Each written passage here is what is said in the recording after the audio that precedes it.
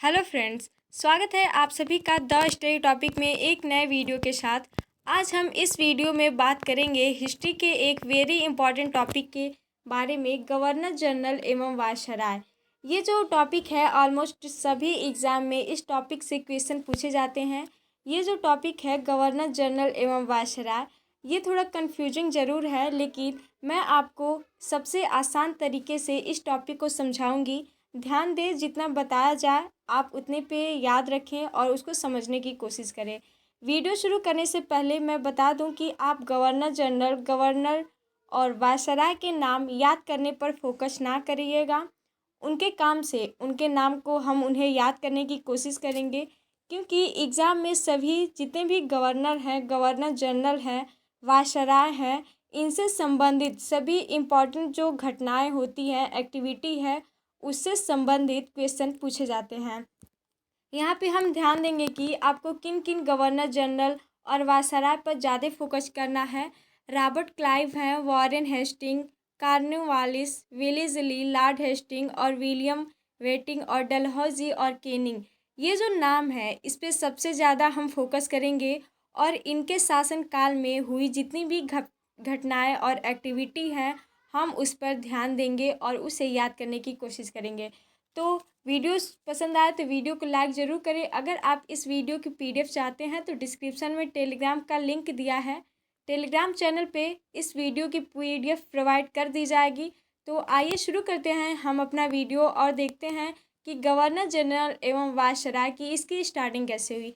देख लेते हैं कि भारत के गवर्नर जनरल 1773, 1950, 1858 से 1947 तक भारत के वायसराय और गवर्नर जनरल आमतौर पर भारत के वायसराय के संक्षिप्त यूनाइटेड किंगडम के सम्राट के प्रतिनिधि थे और 1947 में भारतीय स्वतंत्रता के बाद प्रतिनिधि भारतीय राज्य के प्रमुख की यह कार्यकाल 1773 में फोर्ट विलियम के प्रेसिडेंसी के गवर्नर जनरल की उपाधि के साथ बनाया गया।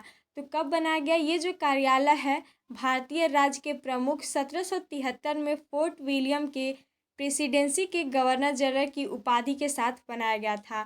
अधिकारी का केवल फोर्ट विलियम पर सीधा नियंत्रण था, लेकिन वह अन्य ईस्ट इंडिया कंपनी की देख रेख करता था। भारत में अधिकारी पूरे भारत का पूर्ण अधिकारी 1833 में दिया गया था और अधिकारी को भारत के गवर्नर जनरल के रूप में जाना जाने लगा। आगे हम देखते हैं इसके बारे में कि बंगाल का गवर्नर जनरल, जो बंगाल का गवर्नर जनरल है 1773 से 1833 तक, जब ईस्ट इंडिया कंपनी भारत आई तो उसने बंगाल के गवर्नर ऑफ बंगाल पद के माध्यम से बंगाल पर अपना नियंत्रण स्थापित किया। बंगाल के पहले गवर्नर रॉबर्ट क्लाइव थे। बंगाल के सबसे पहले गवर्नर कौन थे? तो रॉबर्ट क्लाइव जो हैं ये बंगाल के पहले गवर्नर थे। आगे हम देखते हैं कि अन्य प्रेसिडेंसी बॉम्बे एवं मद्रास के पास अपने स्वयं के गवर्नर भी थे।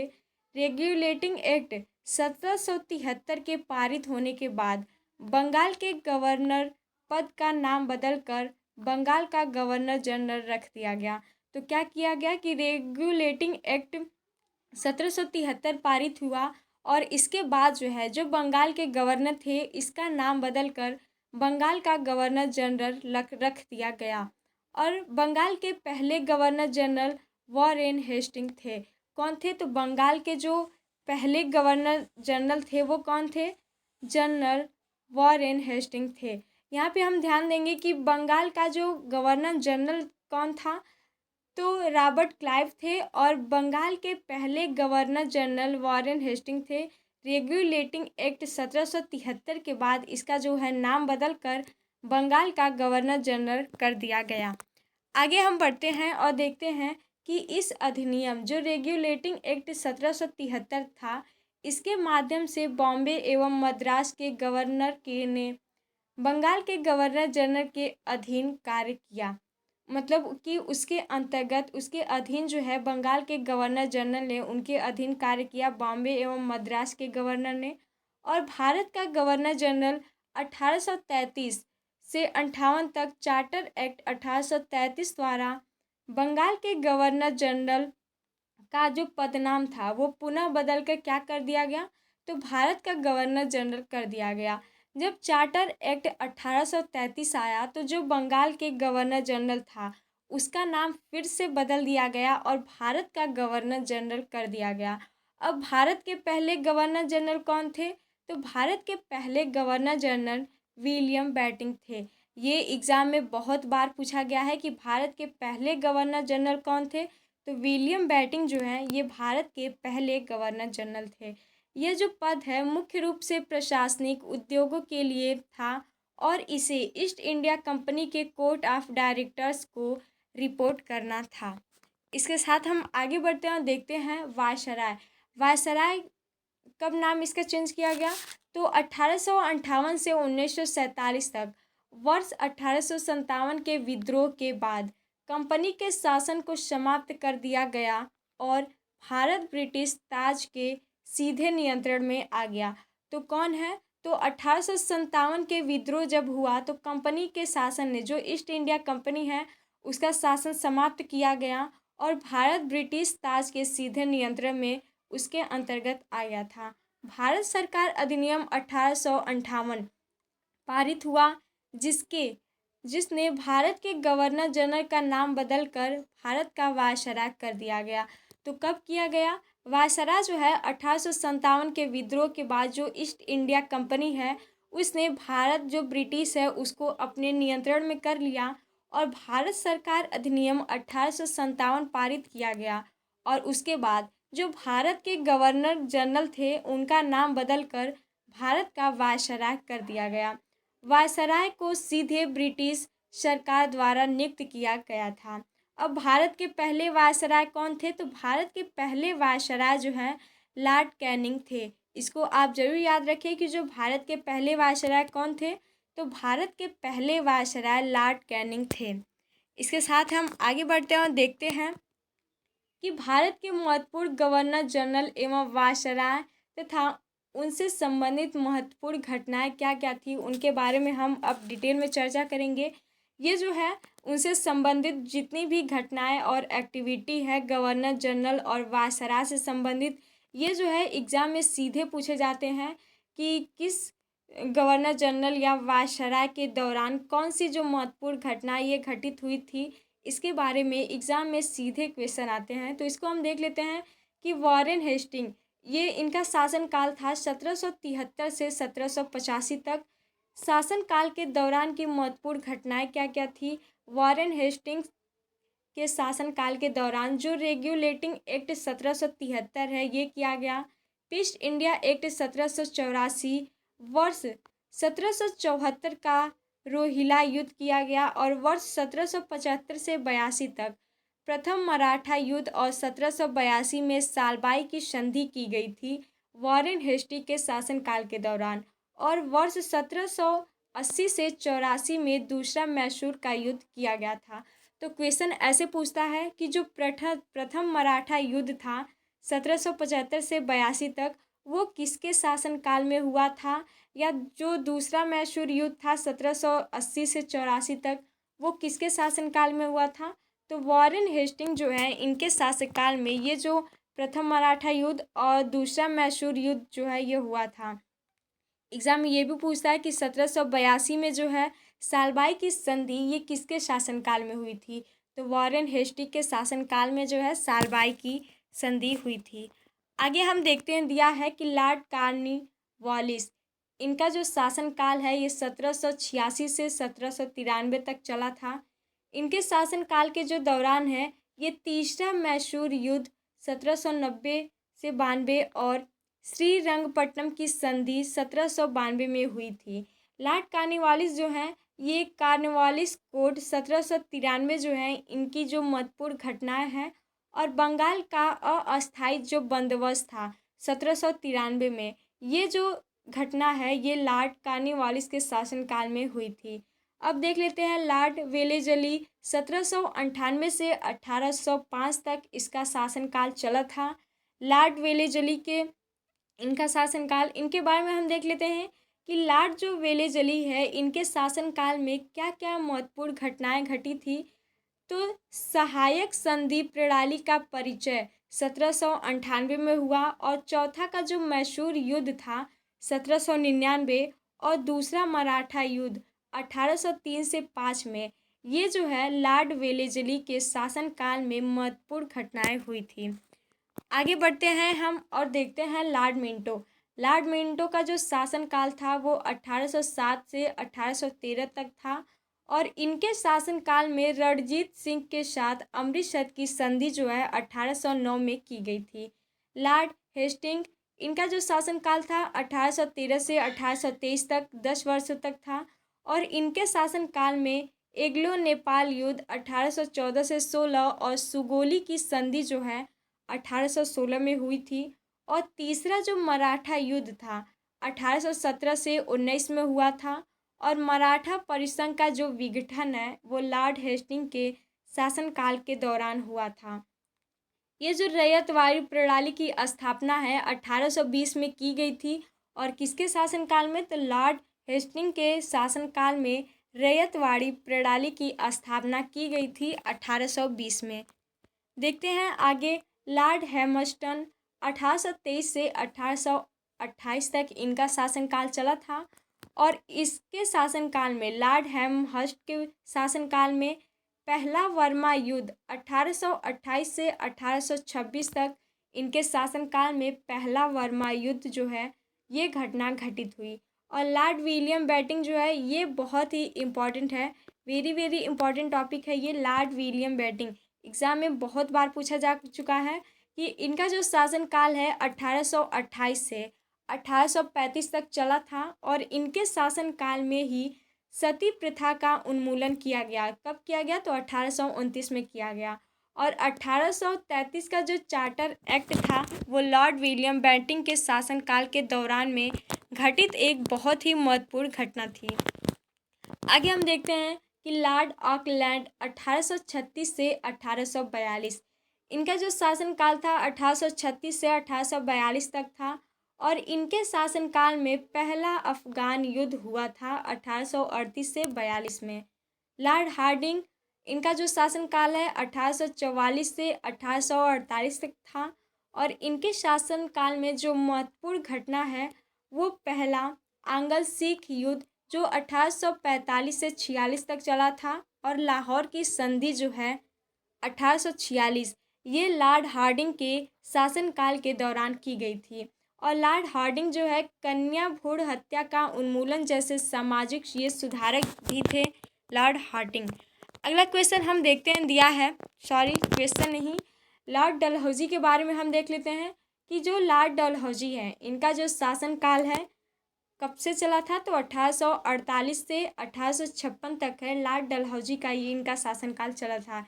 ये वेरी इंपॉर्टेंट है, तो इसको आप जरूर ध्यान में रखें कि जो दूसरा आंग्ल सिख युद्ध है वो लॉर्ड डलहौजी के शासनकाल में हुआ था 1848 से 39 ईस्वी के समय ये हुआ था, और निचले वर्मा का अधिग्रहण 1852 में किया गया।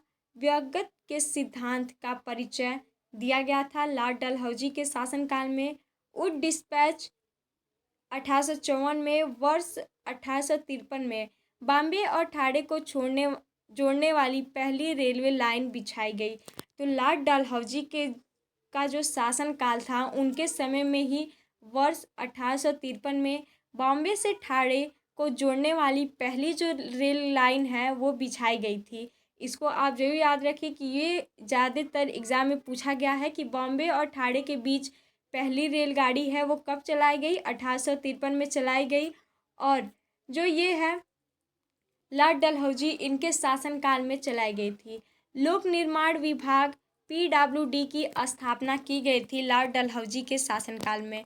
आगे हम देखते हैं, दिया है लॉर्ड कैनिंग 1856 से 1862 तक इनका जो शासनकाल है चला था, और इनके शासनकाल में वर्ष 1857 का विद्रोह हुआ। वर्ष 1857 में कलकत्ता, मद्रास और बॉम्बे में 3 विश्वविद्यालय की स्थापना की गई। तो कब की गई, लॉर्ड कैनिंग के शासनकाल के दौरान में की गई थी। कलकत्ता, मद्रास और बॉम्बे में 3 यूनिवर्सिटी की स्थापना। ईस्ट इंडिया कंपनी का उन्मूलन और भारत सरकार अधिनियम 1858 द्वारा ब्रिटिश क्राउन का प्रत्यक्ष नियंत्रण जो है ये किया गया था। 1861 का भारतीय परिषद जो अधिनियम था वो लॉर्ड कैनिंग के शासनकाल के दौरान की एक सबसे महत्वपूर्ण घटना थी। अगला हम देखते हैं कि लॉर्ड जॉन लॉरेंस, इनका जो शासनकाल है 1864 से 1859 तक चला था और इनके शासनकाल में भूटान युद्ध 1865 हुआ और कलकत्ता, बॉम्बे और मद्रास में उच्च न्यायालय की स्थापना जो है 1865 में की गई। क्वेश्चन ये ज़्यादातर पूछता है कि कलकत्ता, बॉम्बे और मद्रास में जो उच्च न्यायालय की स्थापना है कब की गई, तो 1865 में की गई। और किसके शासनकाल में की गई, तो लॉर्ड जॉन लॉरेंस के शासनकाल में की गई थी। लॉर्ड लीटन 1876 से 1880 तक इनका शासनकाल चला था और इनके शासनकाल में जो है वर्नाक्यूलर प्रेस एक्ट 1878 आया, शस्त्र अधिनियम 1878 आया और दूसरा अफगान युद्ध जो है 1878 से 80, ये जो है लॉर्ड लीटन के शासनकाल में आया था। ये जो दूसरा अफगान युद्ध है 1878 से 80, ये एग्ज़ाम में ज़्यादातर देखने को मिला है, तो इसको आप ज़रूर याद में रखें। क्वीन विक्टोरिया ने कैंसर ए हिंद या भारत की सामग्री की उपाधि धारण की थी। लॉर्ड लीटन के शासनकाल में जो क्वीन विक्टोरिया थी, इन्होंने कैंसर ए हिंद या भारत की सामग्री की उपाधि है धारण की थी। क्वेश्चन ऐसे भी पूछ लेता है कि वो कौन थी जो कैंसर ए हिंद और भारत की सामग्री की उपाधि धारण करने वाली थी, तो क्वीन विक्टोरिया जो है उन्होंने कैंसर ए हिंद की उपाधि धारण की थी लॉर्ड लीटन के शासनकाल में।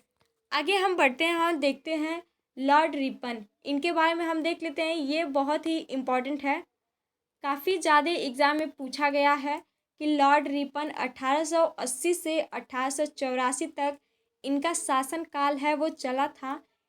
इनके शासनकाल की प्रमुख घटना हम देख लेते हैं कि वर्नाक्यूलर प्रेस एक्ट का निरसन किया गया 1882 में।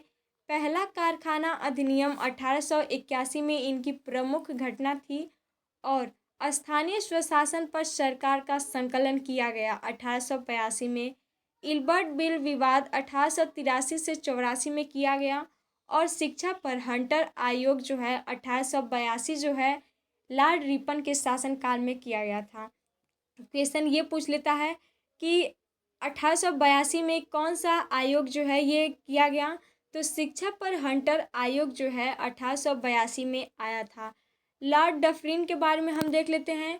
इनका जो शासनकाल है 1884 से 1888 तक चला था और लॉर्ड डफरिन के शासनकाल में तीसरा बर्मा युद्ध जो है सबसे महत्वपूर्ण ये क्वेश्चन है। तीसरा बर्मा युद्ध 1885 से 1886 में किया गया और भारतीय राष्ट्रीय कांग्रेस की स्थापना जो है 1885 में की गई लॉर्ड डफरिन के शासनकाल में। क्वेश्चन ये ज़्यादातर उठाए गए हैं कि भारतीय राष्ट्रीय कांग्रेस की जो स्थापना है कब की गई, तो 1885 में की गई थी और किसके शासनकाल में की गई, तो लॉर्ड डफरिन के शासनकाल में की गई थी।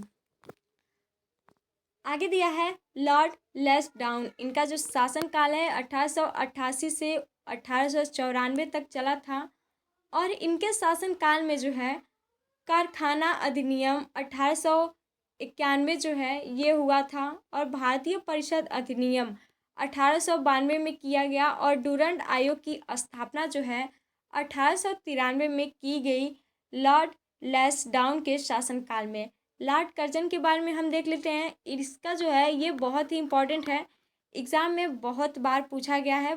ये नहीं हम कह सकते कितनी बार नहीं पूछा गया है, हर एक एग्ज़ाम में लॉर्ड कर्जन के बारे में ज़्यादातर क्वेश्चन उठाए जाते हैं।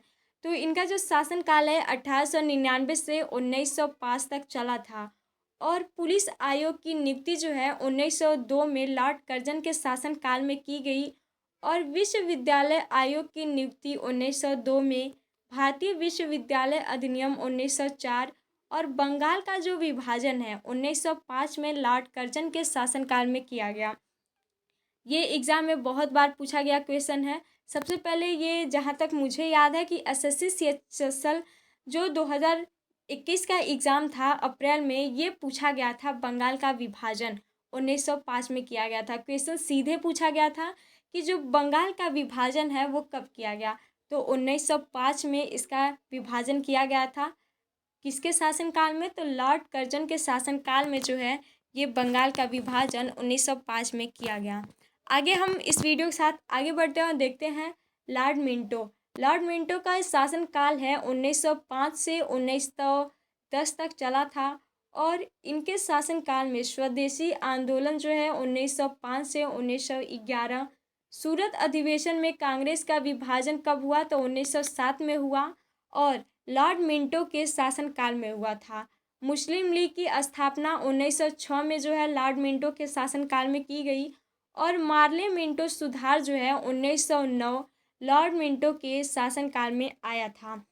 ये जो चारों है ये बहुत ही इम्पॉर्टेंट है क्योंकि एग्ज़ाम में बहुत ही तरीके से इस टॉपिक से क्वेश्चन उठाता है कि स्वदेशी आंदोलन 1905 से 11 तक चला था। सूरत अधिवेशन के कांग्रेस का विभाजन कब हुआ, तो 1907 में हुआ और मुस्लिम लीग की स्थापना कब हुई, तो 1906 में जो है मुस्लिम लीग की स्थापना की गई।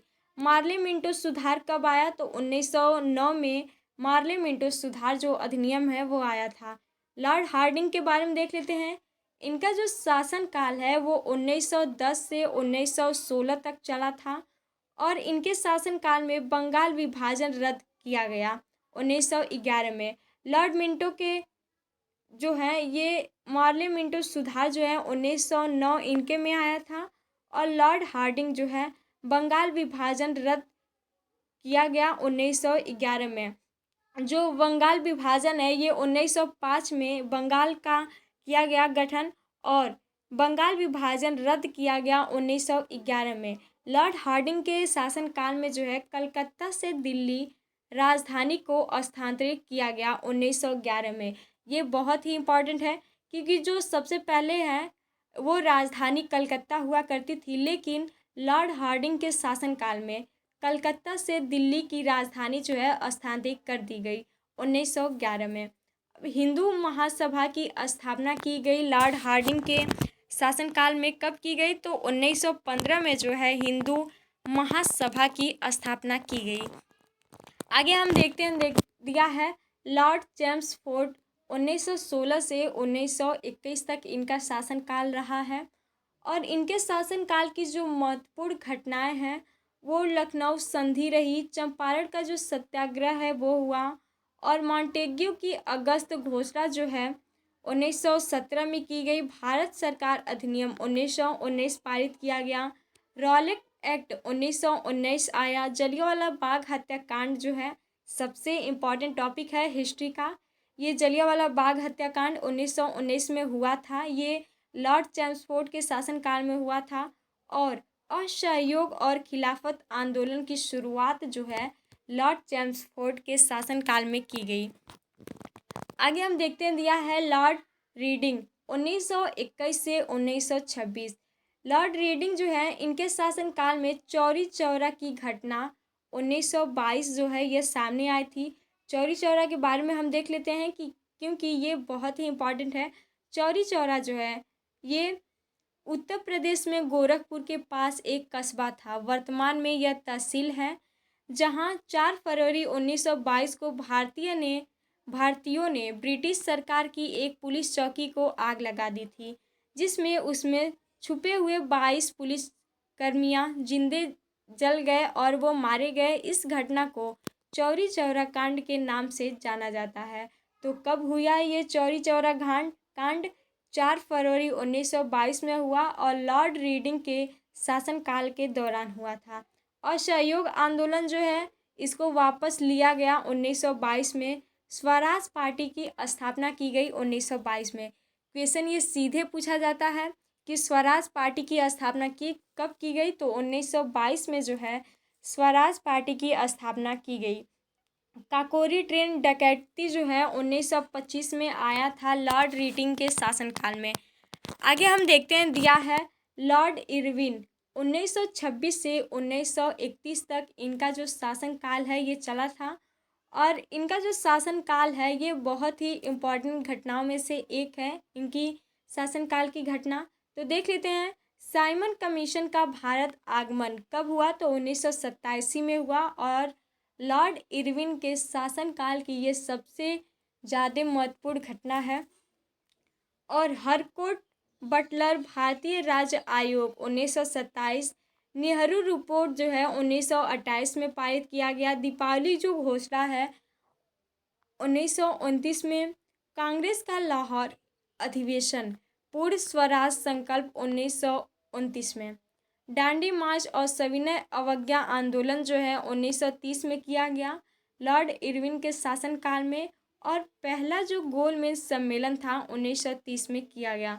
कब किया गया? तो पहला गोलमेज सम्मेलन है 1930 में किया गया। और गांधी इरविन पैक्ट जो है 1931 जो है, ये लॉर्ड इरविन के शासनकाल के दौरान की सभी महत्वपूर्ण घटनाएं हैं। इसको आप ज़रूर याद रखिए क्योंकि एग्ज़ाम में इससे ज़्यादातर क्वेश्चन उठाए जाते हैं। आगे हम देखते हैं, दिया है लॉर्ड विलिंगटन 1931 से 1936। इनका जो शासनकाल की घटना है ये सांप्रदायिक अधिनिर्णय है जो 1932 में हुआ। और दूसरा और तीसरा गोल सम्मेलन 1932 में किया गया। पूना पैक्ट जो है 1932 में सामने आया। और भारत सरकार अधिनियम जो 1935 है, ये लॉर्ड विलिंगटन के शासनकाल में आया था। भारत सरकार अधिनियम 1935 पारित किया गया। आगे हम देखते हैं, दिया है लॉर्ड लिंथगो। इनका जो शासनकाल है 1936 से 1944 तक चला था। और इनके शासनकाल में जो है द्वितीय विश्व युद्ध 1939 के शुरू होने के बाद कांग्रेस के मंत्रियों का इस्तीफा दिया गया। कब दिया गया? तो 1939 में। त्रिपुरी संकट और फॉरवर्ड ब्लॉक का गठन जो है 1939 में किया गया लॉर्ड लिनलिथोंगो के शासनकाल में। और इनके शासनकाल में जो है ये सबसे महत्वपूर्ण घटना जो है मुस्लिम लीग का लाहौर संकल्प, मुस्लिमों के लिए एक अलग राज्य की मांग की गई 1940 में।